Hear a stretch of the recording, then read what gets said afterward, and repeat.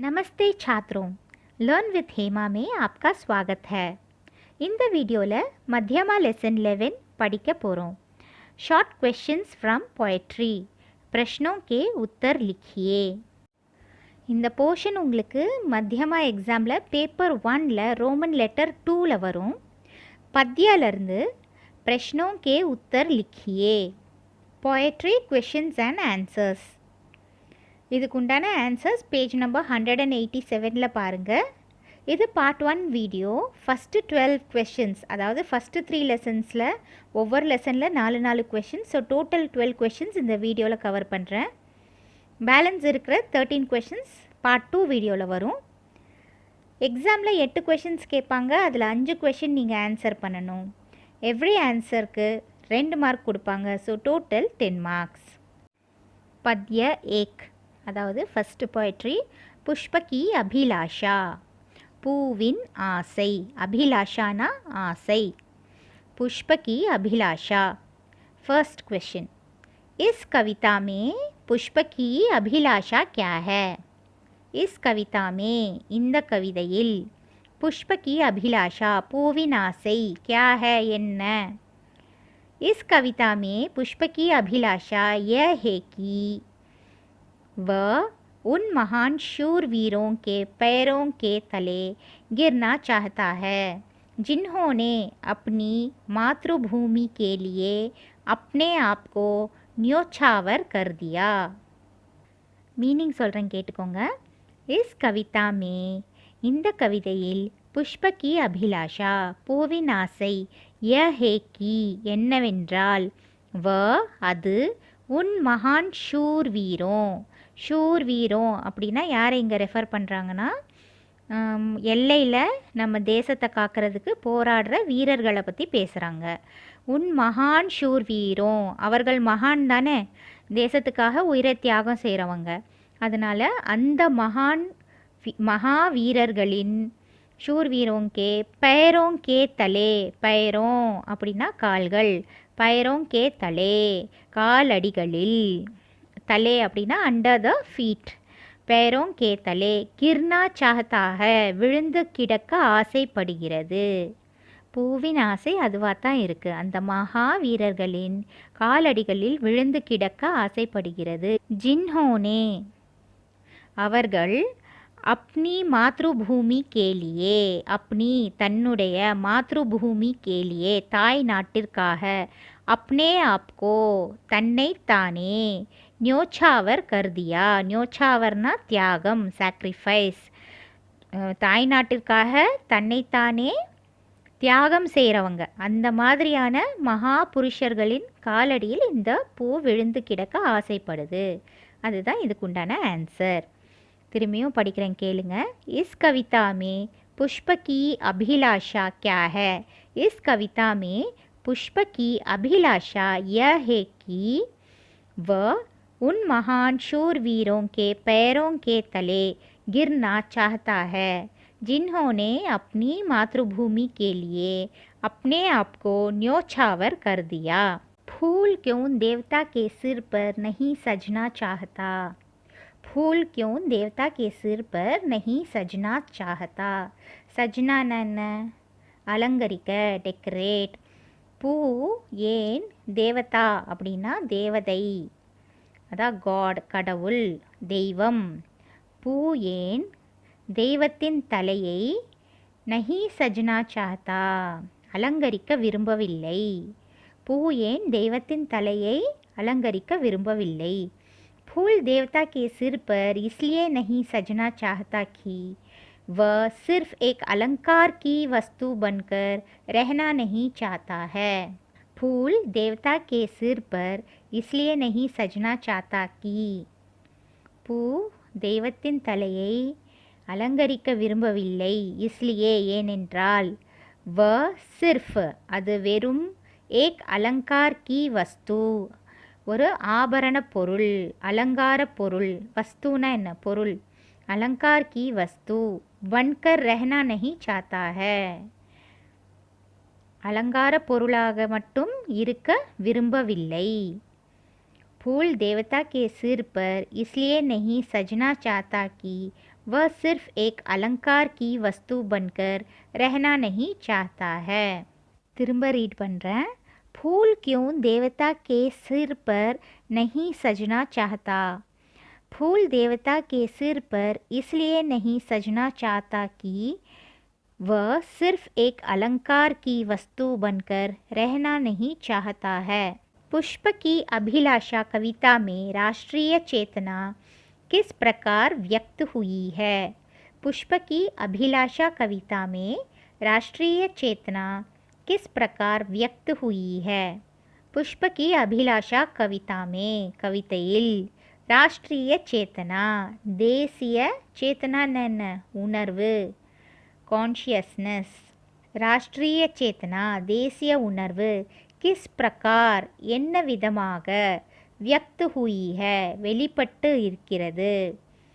பூவின் ஆசை கவிதையில் தேசிய உணர்வு என்ன விதமாக வெளிப்படுத்தி இருக்கிறார்கள்.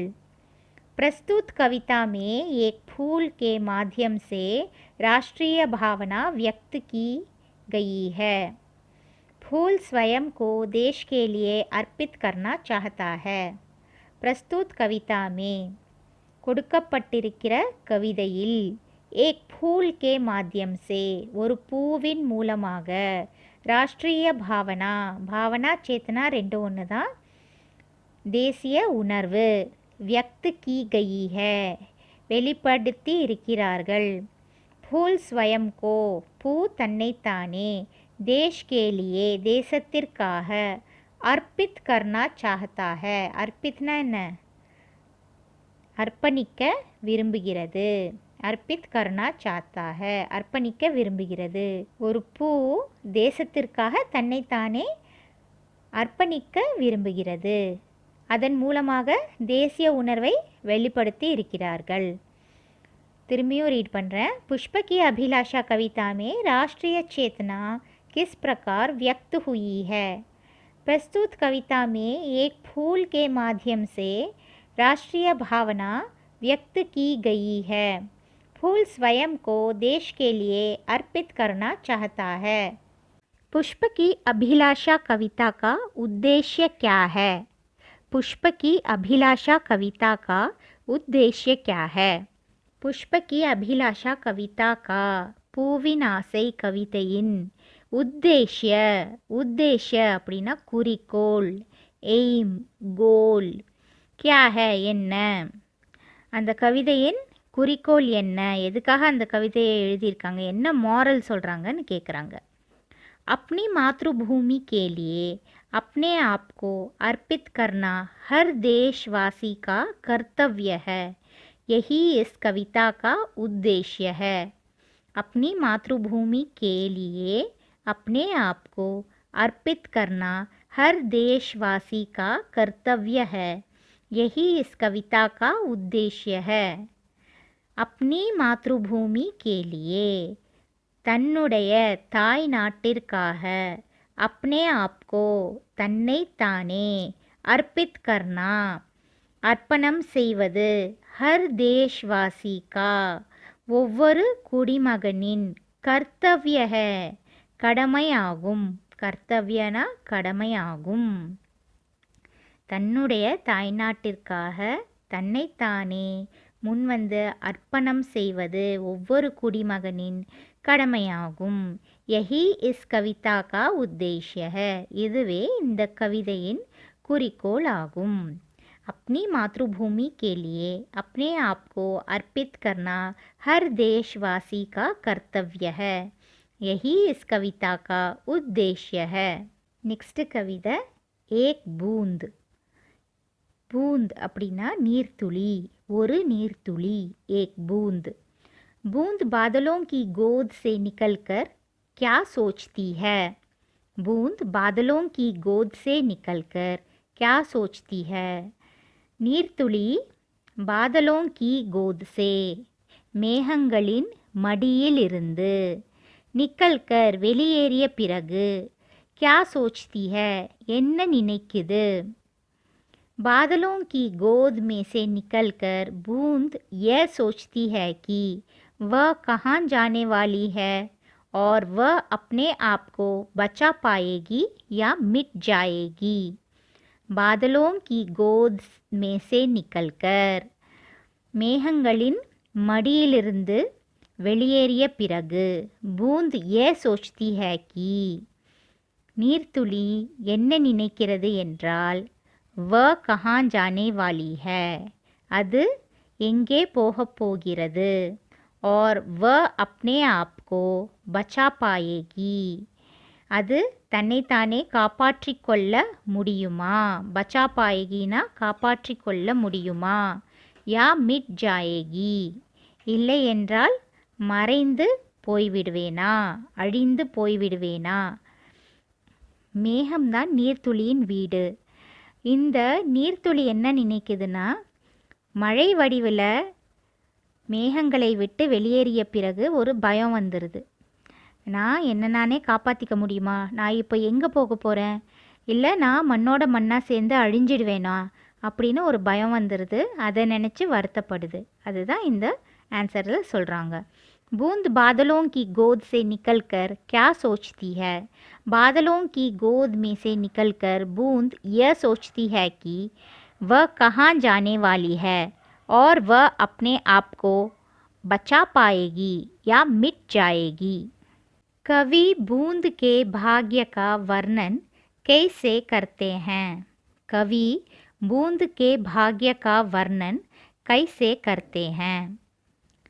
கவி கவிஞர் பூந்த் கே பாக்ய கா, பாக்ய அப்படின்னா என்ன, ஃபேட் தலையெழுத்து விதின்னு சொல்லுவோம் இல்லையா, அதுதான். கவிஞர் நீர்த்துளியின் விதியை வர்ணன் கேசே கர்த்தே ஹேன், வர்ணன் அப்படின்னா வர்ணனை, எவ்வாறு விளக்குகிறார், எவ்வாறு வர்ணிக்கிறார். கவிஞர் நீர்த்துளியின் விதியை எவ்வாறு வர்ணிக்கிறார். बूंद अपने भाग्य पर बहुत चिंतित है और सोचती है कि उसका भाग्य अच्छा है या बुरा, वह अच्छी जगह पहुंच पाएगी या बुरी जगह फंस जाएगी. बूंद अपने भाग्य पर, நீர்த்துளி தன்னுடைய விதியின் மீது, बहुत चिंतित है மிகுந்த கவலை கொள்கிறது. बहुत चिंतितனா தெரியும், worried.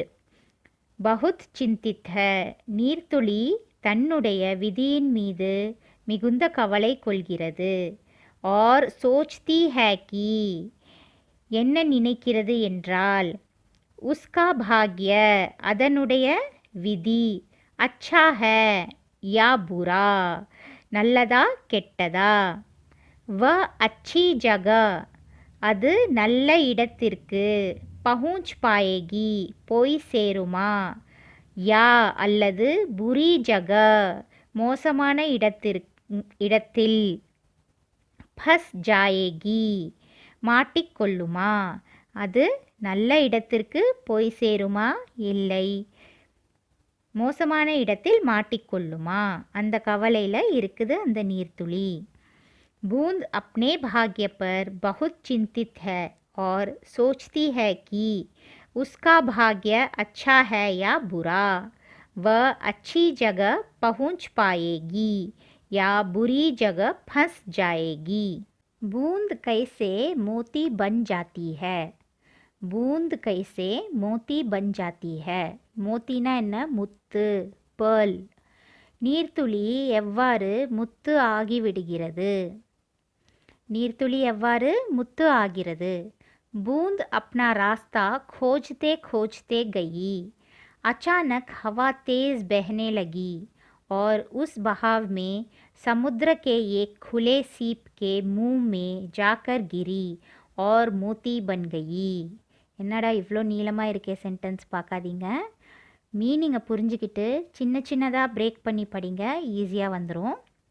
பூந்த் அப்னா ராஸ்தா நீர்த்துளி தன்னுடைய, ராஸ்தானா பாதை, நீர்த்துளி தன்னுடைய பாதையை, खोजते खोजते गई, खोजते தேடிக்கொண்டே போனது, நீர்த்துளி தன்னுடைய பாதையை தேடிக்கொண்டே போனது.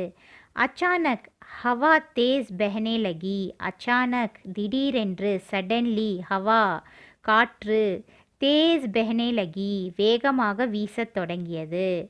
और उस बहाव में அந்த காற்றின் ஓட்டத்தில் समुद्र के கடலில் ஏக் खुले सीप के ஒரு திறந்து கிடந்த சிப்பியின் मुंह में வாயில் जाकर गिरी போய் விழுந்தது. और मोती बन गई பிறகு அது முத்து ஆகிவிட்டது. திரும்பியும் படிக்கிறேன். बूंद अपना रास्ता खोजते खोजते गई. अचानक हवा तेज बहने लगी. திடீரென்று காற்று வேகமாக வீசத் தொடங்கியது. और उस बहाव में அந்த காற்றின் ஓட்டத்தில் समुद्र के एक खुले सीप के मुंह में சமுத்திரத்தில் கடலில் ஒரு திறந்து கிடந்த சிப்பியின் வாயில் जाकर गिरी போய் விழுந்து விட்டது. और मोती बन गई मुत्तु आगिविट्टது. एक बूंद कविता का उद्देश्य क्या है? एक बूंद कविता का उद्देश्य क्या है? உத்தேசியனா என்ன ஏற்கனவே பார்த்தோம். எய்ம் குறிக்கோள். एक बूंद கவிதையின் குறிக்கோள் என்ன? मनुष्य को आशावादी होना चाहिए. यही इस कविता का उद्देश्य है. मनुष्य को आशावादी होना चाहिए. आशावादी ஆஷானா என்ன? ஆசை, டிசையர். அதை ஹோப்புன்னு கூட வைக்கலாம், நம்பிக்கை. இங்கே என்ன சொல்ல வராங்கன்னா, மனுஷக்கோ மனிதனுக்கு, ஆஷாவாதி நம்பிக்கை தன்மை இருக்க வேண்டும். மனிதன் நம்பிக்கை உடையவனாக இருக்க வேண்டும். மனுஷக்கோ ஆஷாவாதி ஹோனா சாஹியே. यही इस कविता का उद्देश्य है. இதுவே இந்த கவிதையின் குறிக்கோள் ஆகும். एक बूंद कविता का उद्देश्य क्या है? मनुष्य को आशावादी होना चाहिए. यही इस कविता का उद्देश्य है. पद्य 3. ऐ मालिक तेरे बंदे हम. மூன்றாவது போயம். ஐ மாலிக் தேரே பந்தேகம். ஏ மாலிக் அப்படின்னா ஏ எஜமானரே. எஜமானர்னு இங்கே யாரை குறிப்பிடுறார் கவிஞர்? கடவுளை குறிப்பிடுகிறார். ஏ எஜமானரே, தேரே பந்தேகம், உன் அடிமைகள் நாங்கள். தேரே பந்தேகம். இப்போ பாருங்க, மாலிக்கோட ஆப்போசிட் என்னது? குலாம் இல்லையா? இங்கே குலாம்னு மென்ஷன் பண்ணாமல் பந்தே அப்படின்ற வேர்டை குலாமுக்கு ஈக்குவலாக மென்ஷன் பண்ணியிருக்காங்க. பந்தேன்றதுக்கு இன்னும் 2-3 விதமான மீனிங்ஸ் வரும். ஃப்ரெண்டுன்னு வரும், தோஸ்துன்னு வரும், சகோதரர்கள்னு வரும். ஸோ இந்த சுச்சுவேஷனில் மாலிக்கை பற்றி பேசுகிறதுனால அங்கே குலாம்னு நம்ம மீனிங் எடுத்துக்கணும். ஆனால் அங்கே குலாம்னு போடாமல் பந்தேன்ற வேர்டை யூஸ் பண்ணியிருக்காங்க. ஐ மாலிக் தேரே பந்தேகம். क्वेश्चन போவோம். ऐ मालिक तेरे बंदे हैं हम. कविता में कवि ईश्वर से मनुष्य के लिए क्या प्रार्थना करते हैं?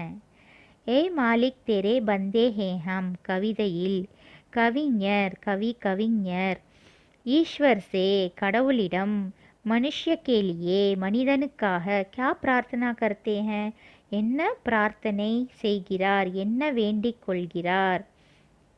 कवि ईश्वर से मनुष्य के लिए यह प्रार्थना करते हैं कि मनुष्य को बुराई से बचाएं और नेक रास्ते पर चलने का आशीर्वाद दें. 2 விஷயம் பிரார்த்தனை பண்ணுறதா சொல்லியிருக்காங்க.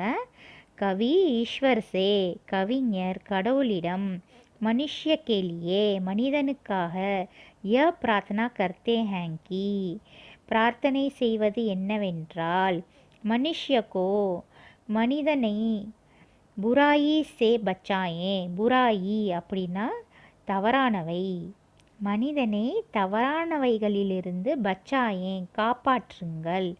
और नेक रास्ते पर, नेक அப்படின்னா உன்னதமான, ராஸ்தே பர் பாதையில், சல்னேகா நடப்பதற்கு, ஆசீர்வாதம் தே கொடுங்கள். அதாவது கவிஞர் மனிதனுக்காக கடவுளிடம் என்ன வேண்டிக் கொள்கிறார் என்றால், மனிதனை தவறானவைகளிலிருந்து காப்பாற்றுங்கள் மற்றும் உன்னதமான வழியில் நடப்பதற்கு ஆசீர்வாதம் செய்யுங்கள். அதுதான் மீனிங். திருப்பியும் படிக்கிறேன். कवि ईश्वर से मनुष्य के लिए यह प्रार्थना करते हैं कि मनुष्य को बुराई से बचाएं और नेक रास्ते पर चलने का आशीर्वाद दें. Simple question. ऐ मालिक तेरे बंदे हैं हम कविता में अंधकार शब्द किस भाव का प्रतीक है? ऐ मालिक तेरे बंदे हैं हम கவிதையில் अंधकार, अंधकारना என்ன? டார்க்னஸ், இருள். ஷப்து, வார்த்தை. இருள் என்ற வார்த்தை. கிஸ் பாவ், பாவ்னா என்ன? உணர்ச்சிகள், இமோஷன், பாவனை. எந்த உணர்ச்சியின் பிரதீக் ஹே, வெளிப்பாடு ஆகும். வெளிப்பாடு இல்லை சின்னம் இல்லை சிம்பல் அப்படின்னு கூட சொல்லலாம். எந்த உணர்ச்சியை அது வெளிப்படுத்துது? அந்தகார் அப்படின்ற வார்த்தை எந்த உணர்ச்சியை வெளிப்படுத்துது?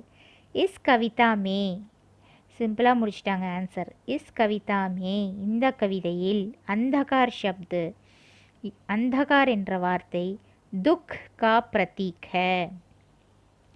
துக் அப்படின்னா என்ன மீனிங் உங்களுக்கு தெரியும்? துக்கம், கஷ்டம், சோகம், வேதனை எப்படி கூட எடுத்துக்கலாம். இருள் என்ற வார்த்தை எதை குறிக்குது? வேதனையை குறிக்குது. इस कविता में अंधकार शब्द दुख का प्रतीक है. ऐ मालिक तेरे बंदे हैं हम कविता में कवि ने मनुष्य को कमज़ोर क्यों कहा है? ऐ मालिक तेरे बंदे हैं हम கவிதையில் கவிஞர் கவினே மனுஷ்யக்கோ மனிதனை கம்சோர், கம்சோர்னா என்ன? வீக், பலவீனமானவன், வலுவற்றவன் என்று ஏன் கூறுகிறார்? கியூங் கஹா ஹை, ஏன் கூறுகிறார்? கவி என்ன சொல்கிறாரு? மனிதன் மிகவும் பலவீனமானவன் அப்படின்னு சொல்கிறாராம் கவிதையில். அதை ஏன் சொல்கிறார்? प्रस्तुत कविता में कवि ने मनुष्य को इसलिए कमज़ोर कहा है कि उसमें अनेक कमियां है. प्रस्तुत कविता में கொடுக்கப்பட்டிருக்கிற கவிதையில் கவினே கவிஞர் மனுஷ்யக்கோ மனிதனை இஸ்லியே கம்சோர் கஹா ஹே கி பலவீனமானவன் என்று சொன்னது ஏனென்றால் உஸ்மே அவனுள், உஸ்மேன்றது யாரை குறிக்கிறது? இங்கே மனிதனை குறிக்குது.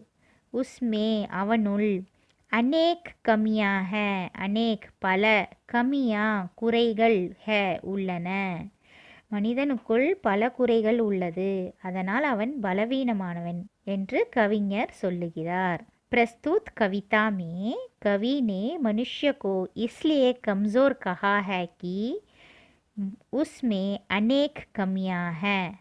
ऐ मालिक तेरे बंदे हैं हम कविता का उद्देश्य क्या है? ऐ मालिक तेरे बंदे हम கவிதையின் குறிக்கோள் என்ன? मनुष्य को नेक रास्ते पर चलना चाहिए, यही इस कविता का उद्देश्य है.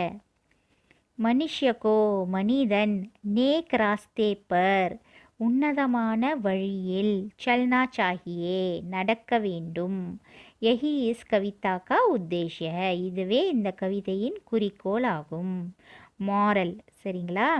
मनुष्य को नेक रास्ते पर चलना चाहिए, यही इस कविता का उद्देश्य है. Part 1 is done. Balance 13 questions will follow in the Part 2 video. அதை அப்லோட் பண்ணிவிட்டு லிங்க்கை டிஸ்கிரிப்ஷன் பாக்ஸில் அப்டேட் பண்ணுறேன். இந்த லெசன் உங்களுக்கு பிடிச்சிருந்தால் லைக் அண்ட் ஷேர் பண்ணுங்கள். Never stop learning as life never stops teaching. Bye for now. See you all soon with another video. Dhanyavad.